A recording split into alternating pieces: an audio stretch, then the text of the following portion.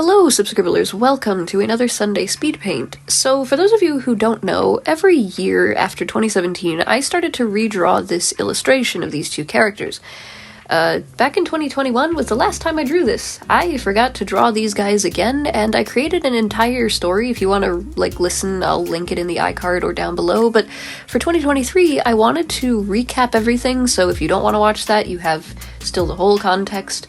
But this piece is something that I wanted to improve, not only showing depth and the characters and the scenes and environments, but also to take this piece and then, whether or not I redraw this illustration again next year, I want to actually create other scenes, whether that be similar to this one, or other animatics that tell the story, or I do just turnarounds of all of the characters so I have the designs for future story ideas, because this is actually the story that came before the Dawn of Gales and Twilight of Serpents, which for the time being is on an unknown, indefinitely long hiatus just because of the way that I started it. It was meant to be one of those one-page-a-week kind of gag comics where I could show the struggles that he went through.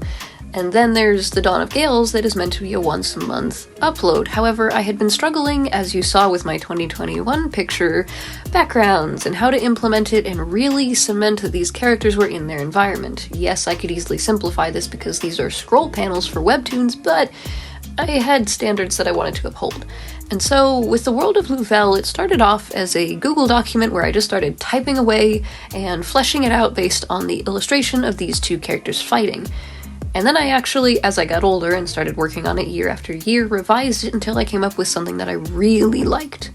The reason why this didn't turn into a webtoons is because it wasn't what I wanted to share, and I knew that I could actually create this story in a super short format for YouTube for a video, and tell the story in a much faster process, because the Dawn of Gales is broken up into 4 arcs, which is the equivalence of 4 big, thick comic books. This one could probably be summarized in one book, really short, because it was a 2-page Google document that summarized the history, the current events that are going on, and then kinda what happens from there onward. I haven't shared what happens there onward with you guys yet, but let me read you just a summary of the history of Louvel and these two characters on screen known as Zell and Cameron. The world of Louvel, 2 sides to the planet, had Mugala and Nemoria, 2 gigantic lands that took up a whole chunk of the planet on each side, separated by vast oceans and smaller islands. But the land of Mugala was just for anthropomorphic animals, and they were unaware of Nemoria being the land of humans. In the land of Mugala, I made it so that all the anthropomorphic characters knew magic, and in Nemoria, all the humans had worked with machines and smarts and buildings and all of that. As with how it reflected in the real world and everything going on, humans had just used the machines to decimate the land, took it for granted, and are now running short on supplies of everything and just blaming each other for the problems, and their king and queen, Nathan and Tanya, were trying desperately to salvage what they could from nearby islands, but no matter how far they went, it seemed that there were just raging storms that wouldn't let them to the other sides of the planet, or they'd run out of supplies by the time they could reach it. This also kind of goes for the same with Mugala. They had all that they needed on the islands that they grew up on, and if they traveled to neighboring islands, it was just to share or bring back things that they didn't have. They didn't need to go across to the other islands. So how did these 2 on opposite sides meet each other? Well, there's still argumentative wars that happen even among the friendliest of nations. So Mugala had a rogue leopard named Caleb who was tired of Otis and Ava's seemingly peaceful reign because there just wasn't enough action for them. There was nothing to argue about, there was nothing to fight about, everything was seemingly peaceful. And it seems to be in their nature that they just needed something to let out all that extra energy, because if you're pent up with anger and frustration and anything like that, it's not good. Even though they had magic and they were able to do practice combats or anything, it just wasn't enough for them. Caleb grew this arrogance and egotistical I could be a better king, tried to attack Otis, and Otis and Ava banished them, sending them on a boat to seemingly a nearby island, but because Caleb was the only one on the boat and they were drifting afar, they managed to actually make it to Nemoria, meeting Nathan and Tanya, and of course this was an alarming interaction. Nathan and Tanya had no idea how an anthropomorphic leopard existed in the first place, and learning about magic was even more intriguing to them.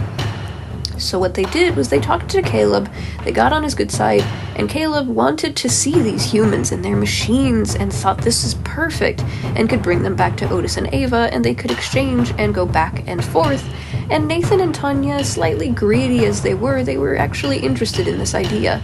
When they did arrive back with Otis and Ava were reluctant because they thought that this was going to be an abuse of the magical systems and power, and when they heard the story that Nathan and Tanya had used these machines to deplete their own resources and took the land for granted, they realized that this could demolish their kingdom. They had to protect their citizens, and Caleb decided to betray Otis and Ava, killing Ava, giving Nathan and Tanya a chance to attack Otis. However, Otis went from defensive to, the minute that Ava was dead, pure anger and just sorrow as he released flames that were so hot it killed Tanya in an instant.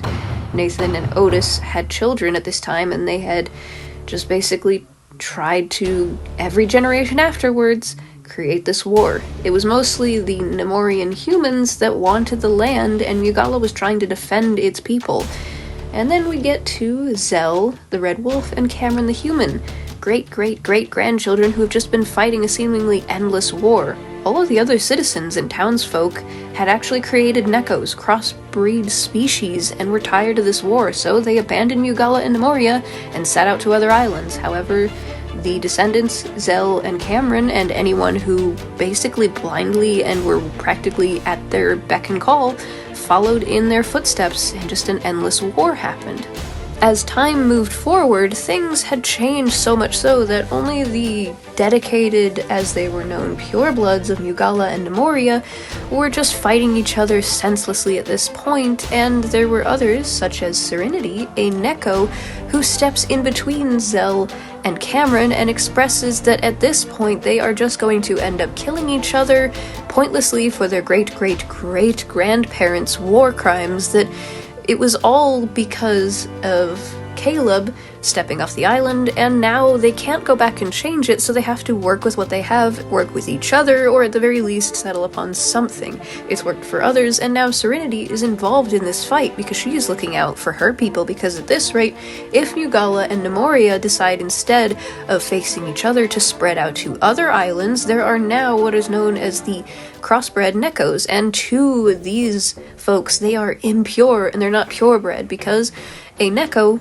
doesn't have the full capacity of magic, but at the same time they don't have the full knowledge of all of the machines that they do, and to an extent they could grow to be even more powerful than just an anthropomorphic or just a human, but it depends on what happens with the future. So there's now three basically heirs to these kingdoms that are now fighting for each of their own sides, and that's kind of where I have the story at the moment, and I don't know if anyone is interested. I have concepts for these characters and a lot of notes that I've written down.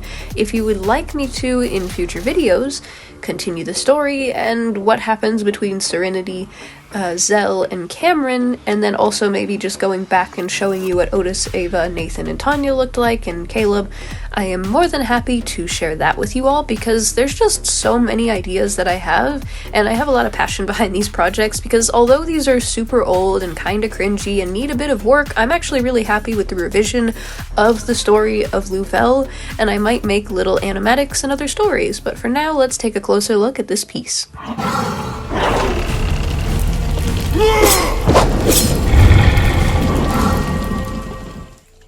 Congratulations, you have made it to the end of today's video, but before you click off, I just wanted to say I hope that this video can serve as an inspiration and a motivation if you are struggling on just what you can do in a couple of years of improving over time, developing your style and technique, because I never thought I would get to where I am today, and I am so happy I fixed those fugly trees from 2021's illustration.